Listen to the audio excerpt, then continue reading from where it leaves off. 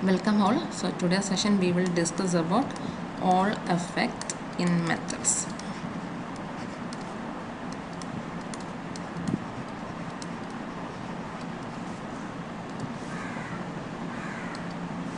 So the Hall effect is named after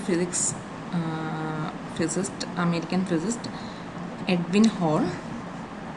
Actually, if we spaced some specimen or some body or some metals in a uniform magnetic field and the current is passed along its length, it is found that a voltage is developed at right angles to the direction of the current flow and the magnetic flow.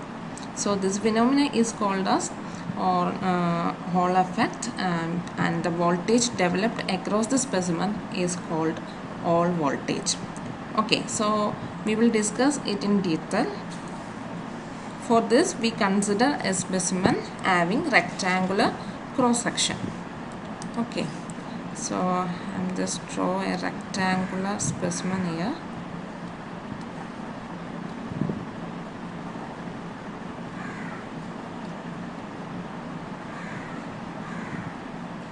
Okay.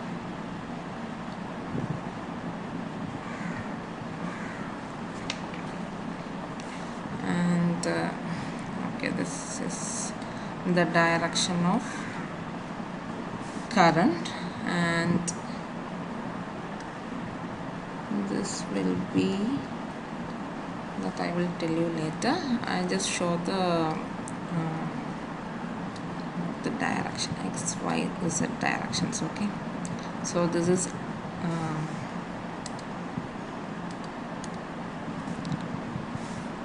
so this is x,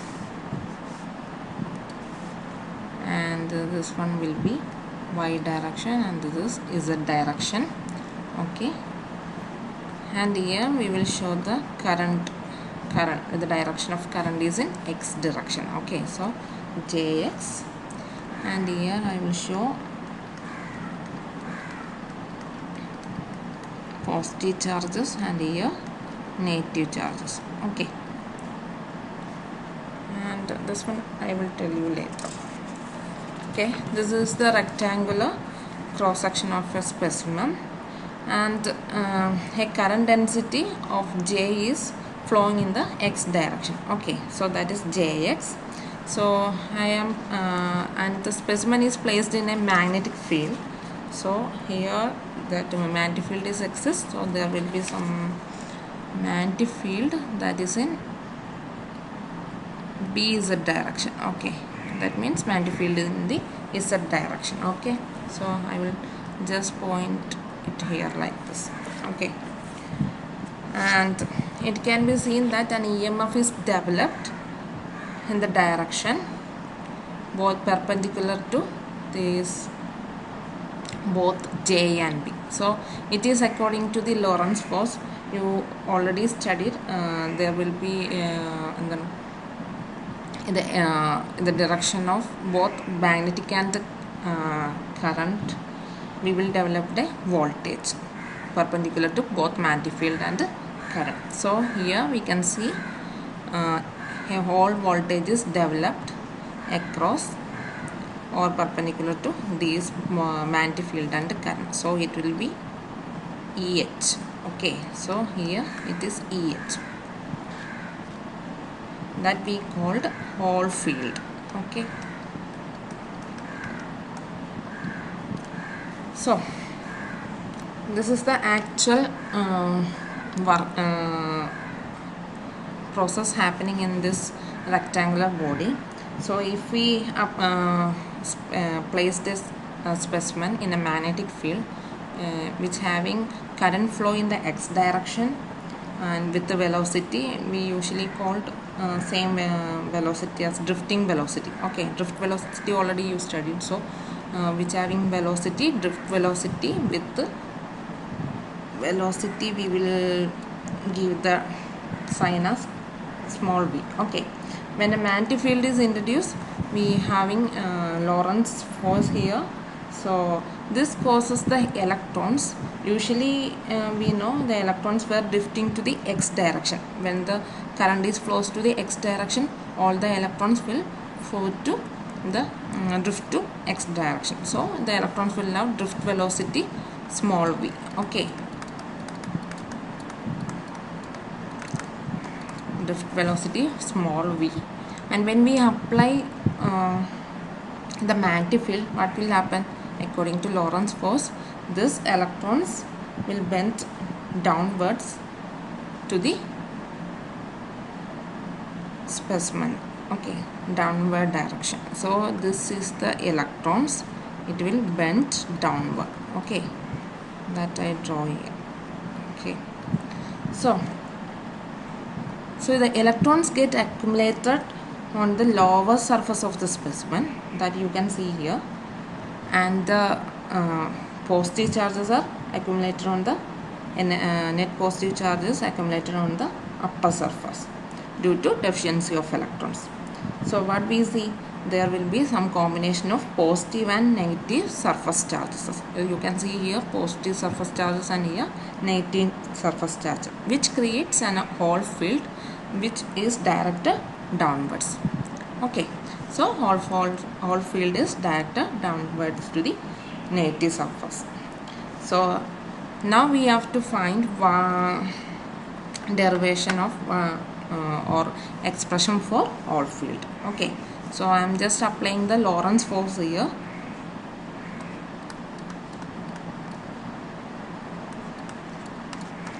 Lorentz force on the electron is given by F is equal to E, okay, V velocity and magnetic field. Okay, so the force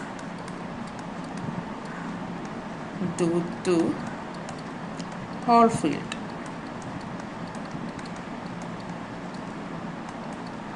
is equal to EH. Okay, now we get two equations for the force. This one is Lorentz force and this one is the force due to Hall field. Now for getting the charge accumulation, we can equate these two forces. So equating equation 1 and 2, what we will get? EVB equal to EH. Okay, so that means EH equal to VB. This is equation number 3. So we got the expression for Hall field. Now we have to find the Hall voltage. So for going that, we will write the expression for current density. So current density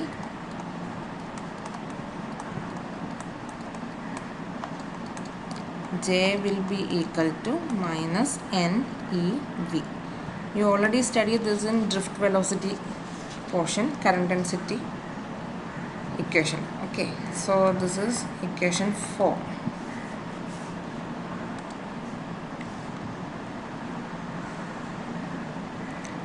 Dividing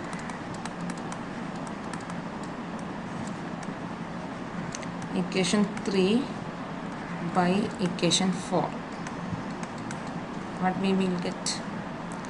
EH by J will be equal to minus B divided by NE, and EH will be equal to minus 1 by NE JB. Okay, so here you can see the Hall voltage is proportional to the current density and the magnetic flux density.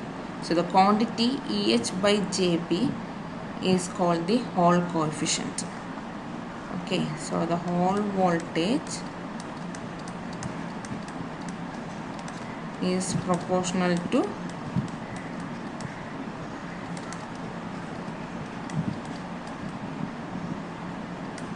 current density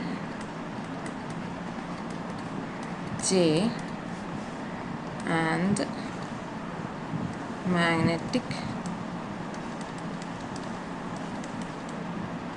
flux density.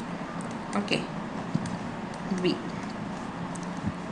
And we can see that the quantity EH by JB is called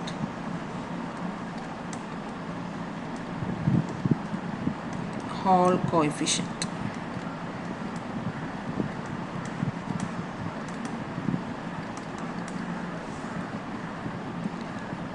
So it is denoted as RH, Hall coefficient, and which will be equal to 1 by N minus 1 by N. So this is the expression for Hall coefficient.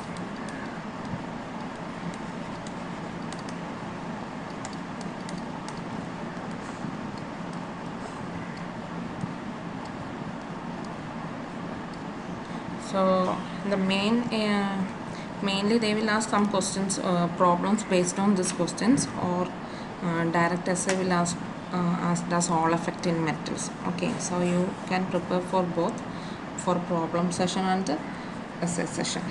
So Hall effect is the unique or useful technique for material characterization.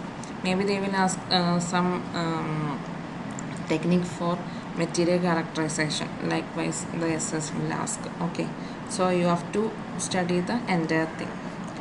And RH is the actually the Hall coefficient is an important term. Actually N is the number of electron here. Okay, and E is the charge of the electron.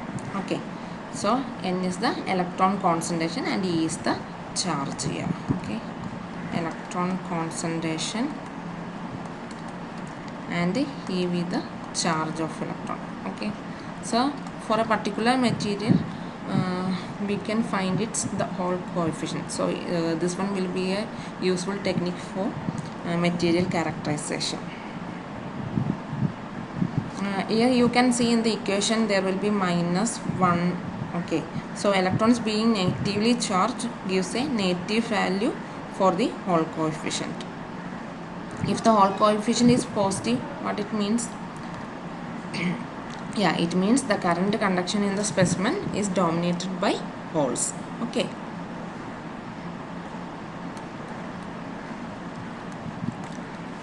Okay, thank you.